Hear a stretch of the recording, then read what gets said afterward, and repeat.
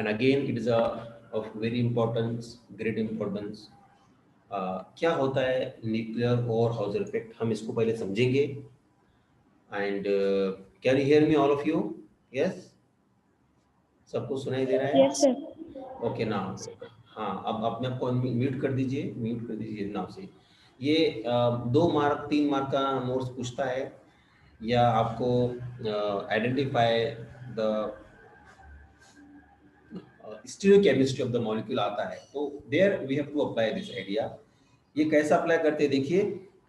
पहले आप समझ लीजिए कि व्हाट इज एनओई. एक्चुअली हमने एनओई पढ़ा है इससे पहले when we have started discussion, but वहाँ पे स्पेसिफिक कंसेप्ट ऐसा वर्ड यूज नहीं किया था हमने. हम आप देखेंगे कि एनओई क्या है, बहुत इंटरेस्टिंग है, बहुत इफेक्टिव थिंग है. देखिए एक्चुअली एनओई ये कहाँ से आया, कार्बन 13 से आया है. लास्ट ईयर अगर हमने पढ़ा होगा, आपने पढ़ा होगा लास्ट ईयर एनओई. तो एनओई में कार्बन 13 में उसको यूज होता है, लेकिन हम यहाँ समझेंगे and we will apply this in carbon 13 also. So क्या एनओई क्या होता है कि मेनी टाइम्स क्या होता है कि कपलिंग कांस्टेंट भी आपको हेल्प नहीं करता है कि व्हाट इज द हिस्टोरिकेमिकल एस्पेक्ट्स बताने के लिए कि गिवन मॉलिक्यूल में ओरिएंटेशन कैसा रहेगा, कौन से ग्रुप्स कैसे रहेंगे. समझ में आ रहा है? हिस्टोकेमिस्ट्री क्या रहेंगी, यानी कि वो सिस है कि ट्रांस है, एक्सियल है, इक्विटोरियल है, जो भी बहुत सारे केसेस हो सकते हैं. हम न्यूक्लियर ओवरहाउजर इफेक्ट से लेकर के उसको समझने की कोशिश करेंगे. तो अगर ऐसी सिचुएशन आती है कि कपलिंग कांस्टेंट काम नहीं कर सकता है, हेल्प नहीं कर रहा है, तो तब हम क्या करते हैं? ठीक है, डायहेड्रल एंगल हमने देखा था, डायहेड्रल एंगल नहीं रहा. कपलिंग कांस्टेंट देखा था, अगर वो नहीं रहा तो फिर क्या है? तो एनओई ऐसा मेथड है जो हमको हेल्प करता है कि कौन सा ग्रुप किस ग्रुप के साथ में है इन स्पेस. लेकिन ये स्पेस की बात होती है इसमें, रिमेंबर दिस पॉइंट, ये स्पेस की बात होती है. ठीक है, अगर वहाँ पे कपलिंग कांस्टेंट नहीं भी रहा, यानी ऐसे ऐसे चांस है मॉलिक्यूल में कि हम कपलिंग कांस्टेंट की बेसिस पर उस मॉलिक्यूल का ज्योमेट्री नहीं बोल सकते, उस केस में न्यूक्लियर और हाउजर इफेक्ट का यूज होता है. याद रखिए, इसका यूज कब होता है, याद रख लीजिए.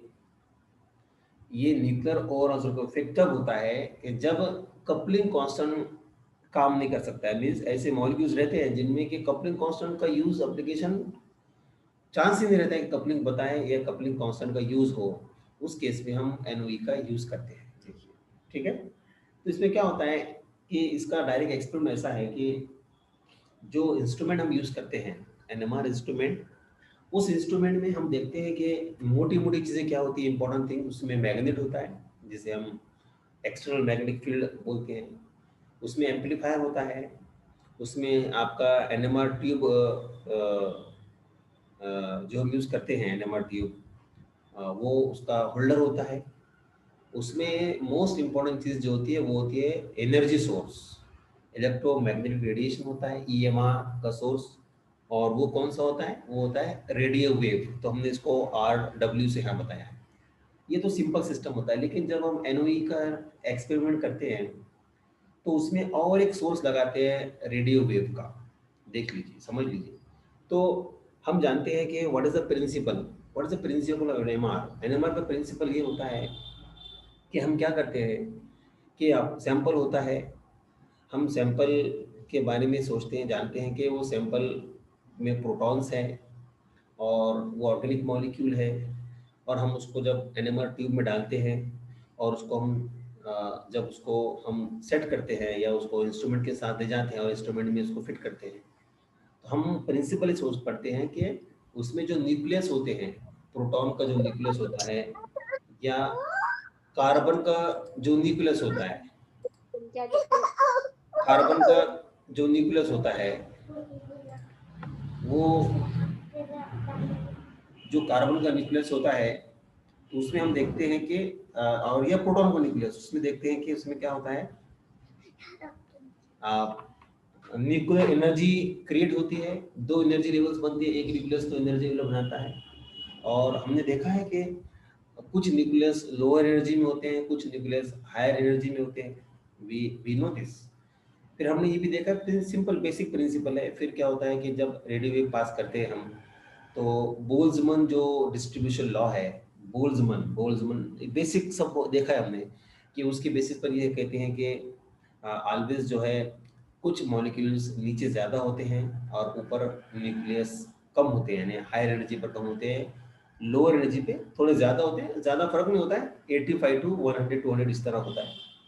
जब आप उसको रेडियो वेव से ट्रीट करते हैं, उस मॉलिक्यूल को जब रेडियो वेव फ्रिक्वेंसी पास होती है, तो हमने देखा कि वो जो न्यूक्लियस है प्रिंसिपल में, जो लोअर एनर्जी में न्यूक्लियस है, हमने पढ़ा है कि जो लोअर एनर्जी में न्यूक्लियस है, ये जो लोअर एनर्जी में न्यूक्लियस है, ये न्यूक्लियस एनर्जी एब्जॉर्ब करता है और ये यहाँ चला जाता है, ठीक है, यहाँ चला गया, और फिर विद इन टाइम एक रिलैक्स टाइम लेकर वो वापस नीचे आता है। जब वो नीचे आता है तो उसके हमको सिग्नल्स मिलते हैं और उसी को हम स्पेक्ट्रल लाइन्स बोलते हैं। ये इसका बेसिक प्रिंसिपल है। यस, सो एनएमआर सिग्नल्स क्यों मिलते हैं? एनएमआर सिग्नल्स मिलते हैं कि जब न्यूक्लियस जो हायर एनर्जी पे गया है due to the absorption of radio wave, जब वो नीचे आता है तो वो एनर्जी जो एब्जॉर्ब किया था उसने, वो एनर्जी रेडिएशन छोड़ता है और वो जो लाइन्स आ रही है उसको बोलते हैं इमिशन लाइन, और उसी को हम क्या बोलते हैं? एनएमआर सिग्नल बोलते हैं। ये इसका बेसिक फंडा है, basic idea of spectroscopy, NMR spectroscopy, carbon 13 और प्रोटॉन। ठीक है, यस, ये हमने देखा है। नेक्स्ट पॉइंट क्या है कि जब न्यूक्लियस ऊपर से नीचे आ रहा है तो ऊपर से नीचे आने के लिए उसको जो टाइम लगता है उसको बोलते हैं रिलैक्सेशन टाइम। ठीक है, उसको कहते हैं रिलैक्सेशन टाइम। ठीक है, अब मुझे बताइए आप, अगर उस न्यूक्लियस जो ऊपर गया, so yes, all are hearing or not? Yes, Yes, sir. Yes, हाँ, sir. Yes yes, good good. तो ये न्यूक्लियस की एनर्जी लेवल थी और ये ऊपर एनर्जी लेवल था और ये नीचे क्या एनर्जी लेवल था? यहाँ पे न्यूक्लियस था, टाइनी बार मैग्नेट, यहाँ चला गया। अगर ये जब यहाँ से नीचे आता है तो इसको बोलते हैं एनएमआर सिग्नल्स, राइट? अगर ये न्यूक्लियस है नीचे आए ही ना, यहीं रहे, तो क्या होगा? Would we get the spectrum? No, हमको स्पेक्ट्रम No, नहीं sir. मिलेगा, नो नो, हमको नहीं get the spectrum. So proton का न्यूक्लियस, कार्बन न्यूक्लियस क्या होता है, इनमें रिलैक्सेशन टाइम बहुत मैटर करता है। अगर रिलैक्सेशन टाइम ऑप्टिमम है तो वो then it will come down, so हमारा एम्पलीफायर डिटेक्टर डिटेक्ट करता है और आपको सिग्नल मिलता है। ये क्या है टेक्निक पता है? अगर ये यहाँ पर इसका टाइम बढ़ गया, अगर इसका रिलैक्सेशन टाइम यहाँ ज़्यादा हो गया तो आपको स्पेक्ट्रम नहीं मिलेगा। अगर यहीं बैठ गया, समझ में आ रहा है? अगर ये यहाँ पर ये हायर एनर्जी लेवल पे बैठ गया, नीचे नहीं आया, that is called as the more relaxation time and inactive nucleus बोल सकते हैं। तो एनओई वही है, हम उसमें एनओई में क्या करते हैं हम वो समझेंगे अभी और उस पर बात करेंगे। ना सी क्या होता है कि एक और अनदर रेडियो वेव लेते हैं, another radio wave frequency source लेते हैं और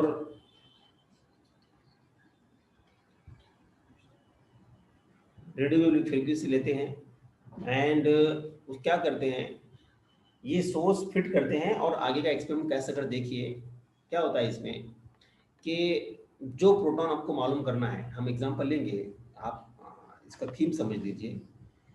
जो भी प्रोटॉन आपको मालूम करना है कि ये प्रोटॉन के बारे में स्टडी आपको करना है, तो वो प्रोटॉन को क्या करते हैं, उस प्रोटॉन को जिसकी स्टडी करना है उसके बाजू के प्रोटॉन को क्या करते हैं, डबल इरेडिएट करते हैं। यानी आप एडवांस टेक्निक है ये, उसको व्हाट इज मीन्स, और उसको दोनों रेडियो वेव से उसको दोनों क्या करते हैं, दोनों रेडियो वेव से उसको एनर्जी सप्लाई करते हैं। यानी एक रेडियो वेव उसको ऊपर लेकर जाएगा, दूसरा रेडियो वेव उसको नीचे आने नहीं देगा, वहीं एनर्जी देता रहेगा उसको। समझ में आ रहा है आप लोगों को?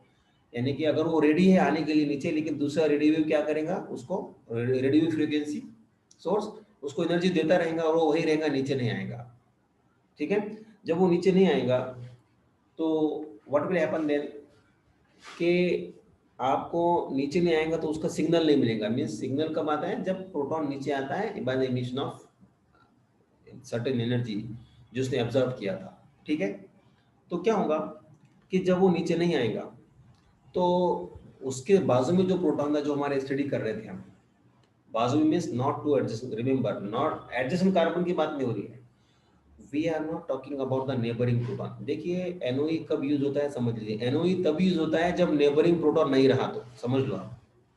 ऐसे मॉलिक्यूल जिसमें नेबरिंग प्रोटॉन नहीं है, ऐसे बहुत सारे मॉलिक्यूल्स है ना जिसमें नेबरिंग प्रोटॉन नहीं है, उसमें हम एनओई यूज कर रहे हैं। अगर नेबरिंग प्रोटॉन रहा तो नो नीड ऑफ एनओई, हमको इसकी जरूरत नहीं है। Why? We can directly go for the coupling constant, we can get the value and orientation, stereochemical information. Right. तो समझ लीजिए आप एनओई कब यूज होता है, एनओई तब यूज होता है कि जब नेबरिंग प्रोटॉन ना हो, नेबरिंग प्रोटॉन ना हो, ठीक है। एनओई कब यूज होता है, जब नेबरिंग प्रोटॉन ना हो। तो फिर हम ये एक्सपेरिमेंट कैसा करेंगे, हम एक्सपेरिमेंट ऐसा करते हैं कि आपको जिस प्रोटॉन की स्टडी करना है उसको मार्क कर दीजिए, जिस प्रोटॉन की स्टडी करना है आप उसको मार्क कर दीजिए। ये आपने क्या किया कि एक प्रोटॉन आपने उसको मार्क कर दिया, दूसरे प्रोटॉन को क्या किया, दूसरे प्रोटॉन को, या ग्रुप भी हो सकता है, वो CH3 हो सकता है, CH2 हो सकता है, बहुत हो सकते हैं, बहुत चांस है, हम एग्जांपल में देखेंगे। उसको आपने डबल इरेडिएशन किया, याद रखिए डबल इरेडिएटेड, ठीक है। ये देखिए डबल इरेडिएट किया तो क्या होगा, डबल इरेडिएशन से वो जो पीक आ रहा था, जो हमने वो उसकी जो प्रॉक्सिमिटी में था, उसके एरिया में जो प्रोटॉन जो ग्रुप था उसको आपने डबल इरेडिएट किया, वो अब अपीयर नहीं होगा। तो जो प्रोटॉन आपकी स्टडी में था अब वो थोड़ा सा स्ट्रांग, उसकी पीक बढ़ जाएंगी। क्यों, उसका रीजन ये है क्योंकि ये बाजू का प्रोटॉन जो है, ये बाजू का प्रोटॉन, उसको उसकी इंटेंसिटी को क्या करेगा, हेल्प करेगा। हाउ, ये प्रोटॉन जो है, ये proton when we apply the secondary waves to the selected proton, तो ये जो प्रोटॉन जो स्टडी में है उसका सिर्फ उसी का आपको क्या मिलेगा, इमिशन स्पेक्ट्रम मिलेगा। वो फास्ट जाएगा, फास्ट आएगा, फास्ट जाएगा, फास्ट आएगा। मींस हो क्या रहा है, you are getting the point. First radio wave में क्या हो रहा था, in the first radio wave experiment आपने सिर्फ एक ही सोर्स यूज किया था, तो दोनों प्रोटॉन्स, दोनों ग्रुप्स जो अलग अलग है but they are in the same environment proximity में, तो दोनों में क्या हो रहा था, दोनों भी एब्जॉर्ब कर रहे थे, नीचे आ रहे थे। लेकिन अब आपने क्या किया, एक एक ग्रुप को रेडिएट किया और उसको ऊपर ही रख दिया आपने हायर एनर्जी लेवल पर। अब दूसरा एक ही बचा, कौन सा, जो आपकी स्टडी में, तो वो क्या होगा, वो पहले से एनर्जी ऑब्जर्व करेगा, जाएगा, फिर आएगा, फिर जाएगा, फिर आएगा। मींस एक को ही पूरी एनर्जी मिल रही है, दूसरा तो ऊपर है यहाँ पे। ड्यू टू दिस जाएगा आएगा जाएगा आएगा, आपको इंटेंस पीक मिलेगा, इंटेंस पीक मिलेगा, and that is called as nuclear overall. इससे बेनिफिट क्या है, इस बेनिफिट क्या है हम देखेंगे सीधा, इसका यूज क्या है, एप्लीकेशन है, we will discuss now this. See example लीजिए आप, इस पर बहुत सारे रिएक्शंस किए हमने और हमको जो है ये प्रोडक्ट मिला, एलिमिनेशन रिएक्शन का प्रोडक्ट है। लेकिन चांस इसमें और क्या हो सकता है कि ये मिला कि कौन सा मिला, देख लीजिए। इसमें से एक ट्रांस और एक सिस है, राइट और रॉन्ग, यस। इसमें से एक सिस है, एक ट्रांस है, या आप ऐसा समझिए कि ये इसमें हम इसको लेबल कर सकते हैं, नो, इसको वी कैन लेबल इट। अगर आप इसको लेबल करोगे तो ये डायरेक्टली बॉन्डेड नाइट्रोजन है और ये डायरेक्टली बॉन्डेड कार्बन है, राइट, यस, है ना, yes. So what we can do here now, see if you E और जेड मालूम करेंगे हम, अगर आप इसको नंबर 1 देते हो, ये डबल बॉन्ड है पर नंबर 1 है, और ये नंबर 2 है, ये कार्बन है, तो यहाँ पे किसको आएगा नंबर 1, इस पीएच को आएगा और इसको नंबर 2 जाएगा। तो ये क्या हो गया, ये हो गया जेड, और यहाँ पर क्या हो गया, ये नंबर 1 है, ये नंबर 2 है, एंड ये नंबर 1 इधर आया, नंबर 2 इधर आया। So what is here now, these two are trans, but which is going to form, question mark, which product is forming, can we find out by the use of NMR spectrum, yes, and that is nuclear overhauser effect. So out of these two product, which is going to form, out of these two product, which is going to form, ये Z है और ये E है, लेकिन दोनों में से कौन सा प्रोडक्ट फॉर्म हो रहा है हमको वो मालूम करना है, and that is possible by only the use of what concept of nuclear overall effect. Now can you tell, anyone from you, is do you find any coupling constant for this proton here, कि इसके neighbour में कोई proton है, yes, yes, answer, yes, do you find any proton in that neighbor, yes, इसके neighbour में कोई proton है क्या, कोई प्रोटॉन नहीं है उसके नेबर में, इसके नेबर में कोई, तो आप ये दोनों में से No, sir. yes, so here in such case we will go for to find out the use of, so applying the NOE, applying the nuclear overhauser effect, we can solve this problem, okay. अब देखिए अगर ये proton next to the nitrogen, देखिए ये देखिए, ये molecule देखिए, अब आपको क्या करना है देखिए, now start the experiment now see. अब हमको क्या करना है देखिए, इस मॉलिक्यूल में हमको क्या करना है देखिए कि if protons next to the nitrogen atom in the piperidine ring are irradiated, ये जो प्रोटॉन है ये वाली, ये इसको अगर आप रेडिएट करोगे, सुन लीजिए energy, what is energy, if you radiate this to protons, so what will happen, the signal for the alkene protons, the signal for the alkene proton increase होगा। ये देखो, ये जो अल्कीन का प्रोटॉन है, तो मुझे बताइए आप, ये क्या था, ये ई है और ये जेड है। नाउ टेल टेल अस, इन दोनों में ई और जेड में कौन सा प्रोटॉन पाइपरीडिन के नजदीक है, ये रिंग के नजदीक है, बोलिए, ये पाइपरीडिन रिंग बोलते हैं इसे। जेड और ई में कौन से इसमें नजदीक है, इसके near to this, yes, anyone, no, Z sir sir. Question नहीं समझा जेड, सर मुझे। You see, sir I didn't understand the question. yes, the question is, out of these two, E and Z, this proton and this proton, दोनों case में कौन कौन से case में ये प्रोटॉन ये रिंग के नजदीक Sir, है, Z. जेड में है, सर यस जेड। यस, इसी के प्रॉक्सिमिटी में है, नजदीक है, राइट, यस, नजदीक है, फाइन, नजदीक है, राइट, यस, हमको ये समझना है। तो जब आप इसको रेडिएट करोगे, व्हेन यू रेडिएट दिस, ये कौन से, ये प्रोटॉन्स या ग्रुप, ये CH2 ग्रुप को रेडिएट करोगे, दोनों में से कोई एक, दोनों को भी, तो क्या होगा, तो अगर इसकी इंटेंसिटी बढ़ रही है, अगर if the signal for the alkene proton increases intensity, मोटा होगा वो इंटेंसिटी, हाँ, हाइट में नहीं, विड्थ में, हाँ, so these two groups of proton must be near space. इसका मतलब क्या है, वेरी सिंपल, वो अगर नियर है इस प्रोटॉन के, तो तभी वो प्रोटॉन का सिग्नल इंटेंस होगा, ठीक है, एंड उसका मतलब वो कंपाउंड ई एल्कीन होगा, सॉरी ये ई एल्कीन, ओके, ये ई है, हम इसको डिस्कस करेंगे how E and how that, okay.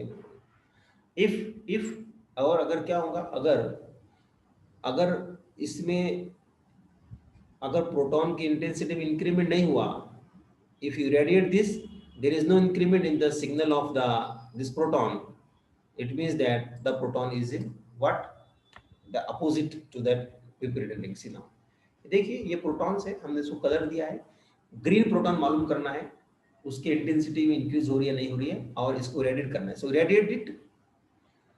तो चारों प्रोटॉन को रेडिएट करना है, ब्लैक कलर्ड में जितने हैं हम चारों को रेडिएट करेंगे। इरेडिएशन में क्या होगा, इरेडिएट करना है, सेकंड रेडियो वेव यूज करना, simple way. What is irradiation, double irradiation बोलते हैं उसे, डबल इरेडिएशन भी बोलते हैं उसे, डीकपलिंग भी बोलते हैं, many names are there, decoupling, double irradiation या इरेडिएशन। तो क्या होगा, ये सिग्नल्स डिसअपीयर हो जाएगा, जिसको भी आप इरेडिएट करोगे वो सिग्नल एनएमआर से डिसअपीयर हो जाएगा, पहला ऑपरेशन। सो सेकंड ऑपरेशन, वो प्रोटॉन जिसको आपने इरेडिएट किया, उसके नियर में स्पेस में जो भी नजदीक प्रोटॉन्स होंगे उनके सिग्नल्स भी क्या होंगे, इंटेंस हो जाएंगे। देखिए यही हमको समझना है। देखो तो क्या होगा, जब आप वो इसको रेडिएट करोगे आप, तो ये क्या होगा, ये इसका क्या होगा, ये जाएगा NOE को, nuclear Overhauser enhancement of signal due to the alkene proton, क्योंकि ये इसके नजदीक है, इसलिए इसका सिग्नल जो इनहांस हो जाएगा, इंटेंस हो जाएगा, और हम बोल सकेंगे कि वो ये प्रोडक्ट है। अगर इनहांसमेंट नहीं हुआ सिग्नल में, इन दोनों का, ये दो प्रोटॉन्स और ये दोनों का रेडिएशन करने के बाद भी इन्हांसमेंट नहीं हुआ सिग्नल में, तो इसका मतलब क्या है कि वो अपोजिट साइड में है।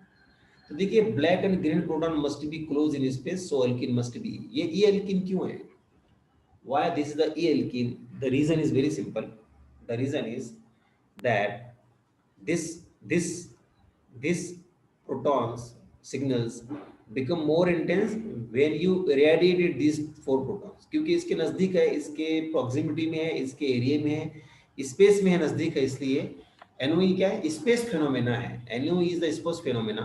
so when you perform the NOE and the data you received from NOE experiment, it is provide you information about the three dimensional stereochemistry also. ये हमने क्या किया है, ज्योमेट्रिकल आइसोमरिज्म मालूम किए हैं, We can go for 3-dimensional stereochemistry also. Now see this example. You perform the reduction of this reaction. अगर आप इसका हाइड्रोजनेशन करोगे तो ये रिडक्शन करोगे कार्बोनिल का, ये रिड्यूस दिस कार्बोनिल का कंपाउंड, ठीक है, राइट। तो आपको क्या मिलेगा, डायस्ट्रोमर मिलेगा, नहीं मिलेगा, अल्कोहल मिलेगा, डायस्ट्रोमर मिलेगा, लेकिन कौन